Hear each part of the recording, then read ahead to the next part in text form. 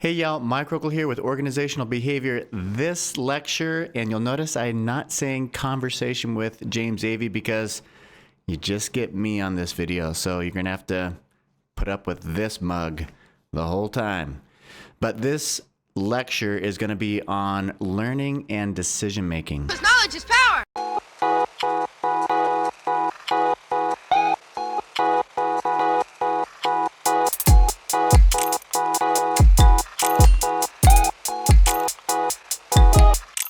We're going to kick things off with two definitions and then roll into some context and then really start digging into the details of the book. Learning is a relatively permanent change in the knowledge and skills of an individual. And decision making is hopefully an outcome of our learning. We'll talk about that here in a little bit in better context. But decision making is it's a simple term. It's not like valence or instrumentality where you won't know that word right away, at least when you see it. Like you had to describe valence to you. Maybe we had to describe instrumentality. I certainly know people had to describe it to me. But decision making, you don't really have to describe that to each other because it's a pretty commonly used term. And the definition is what you think it is. It's just a process that we go through to generate and choose from a set of alternative ways to solve problems. So when we're trying to decide, we are looking at all the things that are on the board. We're using what we know, our learning, the best way we can to make better choices over time. So why are we lumping these two topics together, learning and decision making? Well, hopefully they are tied together. Ideally, if we are creating learning opportunities, whether it's through classroom activity or whether it's through training and development, other types of things that we engage, performance management certainly can create learning opportunities. How we incentivize can create learning opportunities by what we are motivating in our organization and patterns that we're creating. All those things are hopefully tied to better decision making. And that better decision making hopefully is tied to better outcomes, better task performance, better citizenship behavior, and maybe in our learning and our investment into employees and how we engage might create, more commitment.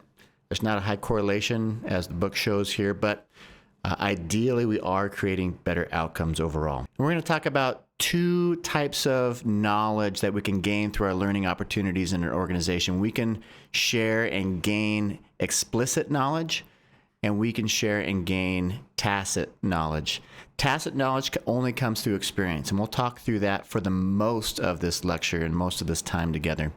So let's talk about explicit knowledge really quickly. Explicit knowledge is what we're creating right now. I am verbally communicating to you and maybe writing a few things down on the screen. And if I can communicate verbally and in writing really easily about a certain topic, then that's explicit knowledge that you're hopefully gaining that creates some sort of a permanent change in your knowledge that will help you to perform better in your career and better on the quiz and better on, the assignment as well. Hopefully this stuff sticks and can be useful for you later on. And then when you use it, when you go out and actually apply some of this stuff in your career, that's when you're going to gain tacit knowledge. And tacit knowledge certainly is incredibly valuable, but I want to hang here on explicit knowledge really quickly because we do it every day. This is the most common type of knowledge that we all gain. And we can share explicit knowledge through our onboarding, right? When we tell people about their tasks, duties, and responsibilities, help to build context for how they're going to operate in their positions. And eventually, again, that turns into tacit knowledge as they take that head knowledge and then go and have some sort of experience that builds some sort of depth of knowledge that's harder to communicate. But we also use a lot of explicit knowledge to build context for our decision making as well. Good example would be executive offsites that I would go to. We would go and do through all of our PESTEL analysis that each one of us would perform. We would then take that into SWOT analysis and we would share all of our information together to hopefully make better decisions as we move forward. And certainly we could see before we went on those quarterly offsites and after, through all of that explicit knowledge that was shared, our decision making got honed in and our outcomes started to improve. The sharing of information within an organization in appropriate ways and appropriate times can increase performance overall. And then we would take that and we would cascade that information through the organization in an organized fashion to help to organize all of our goals and all of our key performance metrics in order to, again, focus our employees to make better decisions to create better outcomes. And I want to keep railing on this as a little bit of a side note because I cannot emphasize enough how important sharing the right information is with each other. Somebody once shared with me before I started going and doing strategic planning that the process of strategic planning, if you're doing it with your organization, is way more valuable than the actual strategy itself. Because through the process of strategic planning, you're increasing learning if you're doing it with your organization. So when I said that we would go and do offsites and all that stuff, that's all great and good, but we didn't gather that information in a bubble. Like I didn't just go and sit at a computer and gather information and then walk it up to the organization all by myself or to those offsites all by myself and present it. I wrestled with that data with my employees that I worked with on a daily basis. And through that, they helped to build context around all the information, and we tried to interpret the data together. And through all of that learning together, we built knowledge that made us more effective when we were executing our strategy as we moved forward. And it also made us more able to adapt because it wasn't just a do what you were told type of thing. Everything had context because we all learned that information together. And so with our building of explicit knowledge, specifically around the context of our decision making, we were able to be not just a more effective organization from a planning standpoint and a strategy standpoint, but from an adaptability and execution standpoint. It increased our performance through the roof. For most of the rest of the time, we're going to talk about the second type of knowledge, which is tacit knowledge, which is mainly built through, can only be built through experiences. And this is, if you ever want to be an expert or build expertise at something, it's not because you memorize stuff that you read or that you listen to. You become an expert by going out and doing. And it builds a depth of knowledge that can't be gained through just listening to people or to reading something in a book. One of my favorite descriptions of tacit knowledge happens in the movie Good Will Hunting. I thought about what you said to me the other day about my painting. Stayed up half the night thinking about it. Something occurred to me. I fell into a deep, peaceful sleep and haven't thought about you since. You know what occurred to me? No. You're just a kid. You don't have the faintest idea what you're talking about. Why, thank you. It's all right. You've never been out of Boston. Nope. So if I asked you about art, you'd probably give me the skinny on every art book ever written. Michelangelo. I know a lot about him. Life's work, political aspirations, him and the Pope, sexual orientation, the whole works, right? I bet you can't tell me what it smells like in the Sistine Chapel. You've never actually stood there and looked up at that beautiful ceiling. Seen that. If I ask you about women, you'd probably give me a syllabus of your personal favorites. You may have even been laid a few times.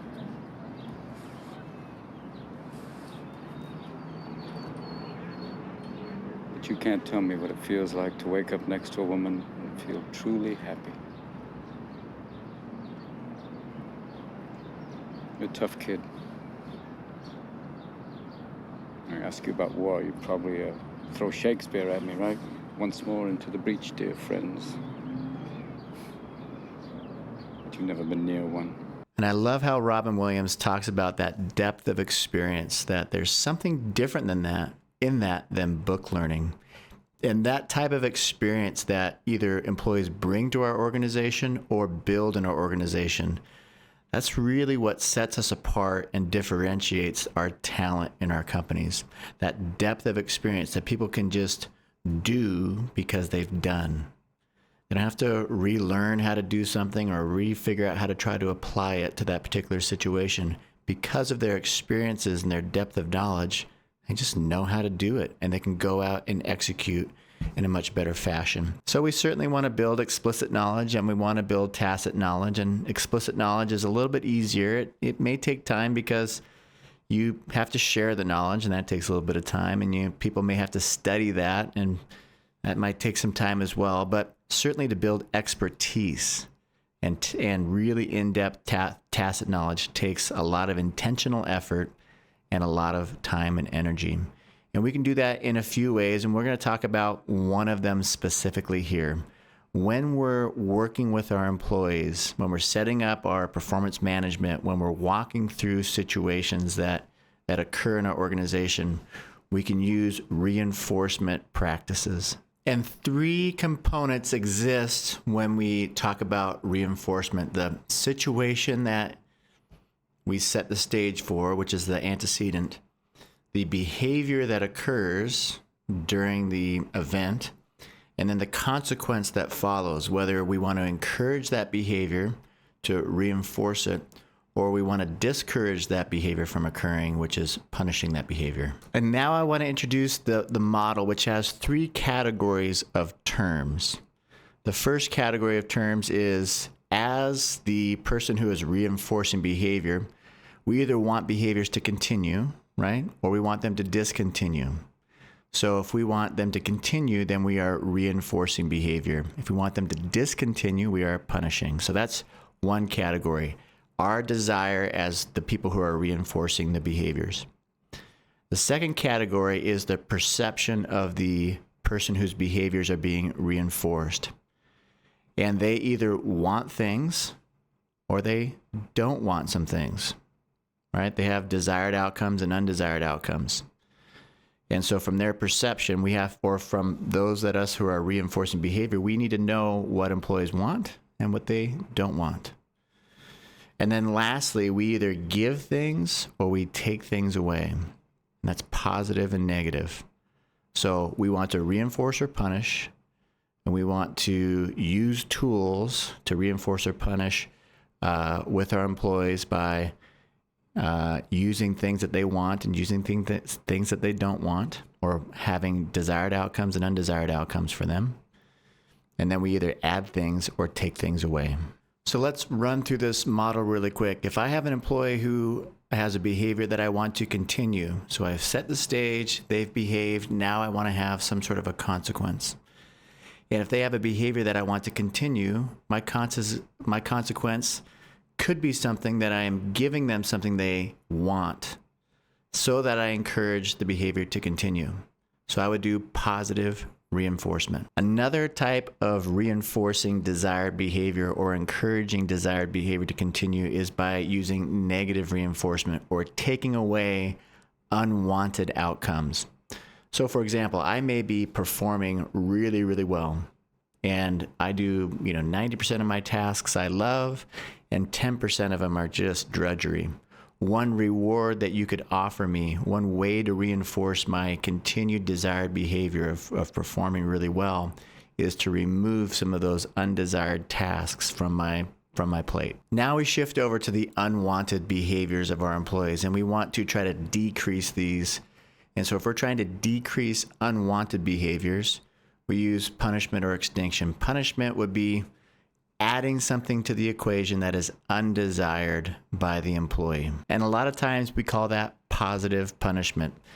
On the flip side, if we still want unwanted behavior to discontinue, we could remove things that are desired by the employee.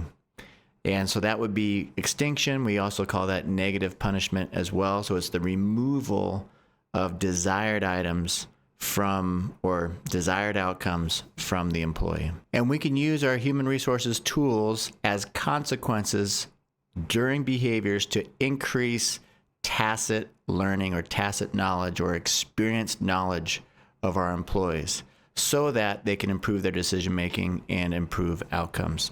So let's play with this a little bit. Let's start with positive reinforcement, giving something that an employee wants to encourage desired behavior to continue. Well, Lots of employees want cash, right? Direct compensation. And one of the ways we can use direct compensation is with incentives.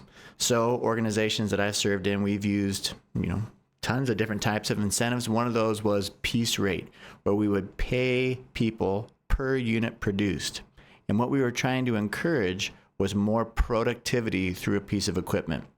So if you're in an organization where you have a lot of fixed asset costs, and we certainly did. We had big machines that needed to have a lot of product pushed through them. We certainly needed the right quality and we needed safety, but we also needed a lot of product to move through them to lower the cost per unit produced by that piece of equipment. So we would try to incentivize volume production through piece rate pay, and that's pay per unit produced. And so we would put in a positive reinforcement to encourage a behavior. When that behavior occurred, they got rewarded with pay, which would encourage more productive behavior over time. The next form of reinforcement that we talked about is negative reinforcement, the removal of unwanted outcomes in order to reinforce or encourage desired behavior to continue. If you remember back when we talked about job enlargement, job enrichment, job rotation, I mentioned a situation where employees would come into one of the organizations I served at and they would perform kind of monotonous tasks in the beginning. And if they performed over time, we would add some skill variety. So we would create a job enlargement. And by the nature of creating job enlargement, you're removing something, you're adding something, which is great. That's a positive reinforcement. By the very nature of adding that thing, you're also removing an undesired thing, monotony. We took somebody who was in a monotonous job, we reinforced their behavior positively by adding skill variety and job variety and more tasks. But what it removed, the very nature of that activity, actually removed an undesirable situation, which was a monotonous work environment. Now we move on again to discouraging behavior from continuing, right? We want to potentially punish behavior or add something to the equation that is undesirable or unwanted from the employee. And certainly we can do that through disciplinary action. I just want to note that you need to make sure that your disciplinary action is shaped towards behavioral change. A lot of times organizations will just use disciplinary action in order to cover their tracks. And and you've heard me say this before, that compliance is a framework of decision making, right? It's just a framework. A lot of times in supervision, management, and human resource stuff, sometimes we make compliance the goal. Like if I'm going to punish somebody, or if somebody's doing a behavior I don't like, I want it to stop, so I punish, and I write it all down in a formal punishment for that employee. I'm adding something to the situation in order to prevent that behavior from occurring, but I'm doing it in a way that's not shaped or communicated for behavior change. I'm just doing it to make sure that if I do have to fire you at some point, that I have the documentation to do it. That's just the side effect of doing the actual punishment. The punishment should be shaped towards behavior change. So we should always communicate advocacy for the employee to succeed. We should always hopefully believe in the employee that they have the ability to get there. So we communicate belief. We communicate high standards and belief in their ability to achieve those standards. And we can do that while we punish as well. A lot of times we just insert punishment here. We don't do it in a way that creates or encourages the likelihood of behavior change. We just do it to document. And that's not utilizing tools within reinforcement. That's just using a tool to cover your rear end.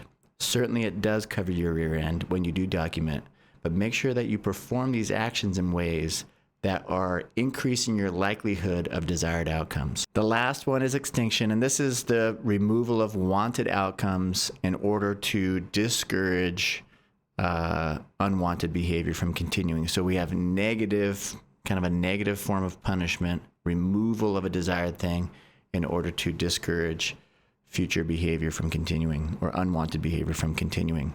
The best example I can think of at work that we had utilized in the past is employees loved, at least certain times a year, loved the eligibility for overtime, loved being on the list and being called in to say, hey, we need you for an extra X amount of hours a week, because they got paid time and a half. And if you made a pretty good wage, you're getting paid time and a half on top of that. That's a pretty sweet deal. Pays for a lot of things that are desired by the employees. So it's a desired outcome. And if somebody was exhibiting undesired behaviors from our standpoint, we would sit down, and one of our forms of extinction or one of our forms of negative punishment would be to remove them from the eligibility list for overtime. So they would work their 40 hours, they wouldn't be eligible for overtime. It was a way of discouraging that behavior from continuing. And then if they didn't perform that behavior and they replaced it with good behaviors over time, then they would be placed back on the list, and we could use positive reinforcement to reinforce that desired behavior over time. And usually those things work hand in hand. That should get you rolling in this particular chapter. Make sure to pay attention to the rest of the learning section, and make sure to also pay attention to the decision-making section as well. That'll help you prepare for the quiz and the assignment. If you need anything, please feel free to reach out. Talk to you later. Bye-bye.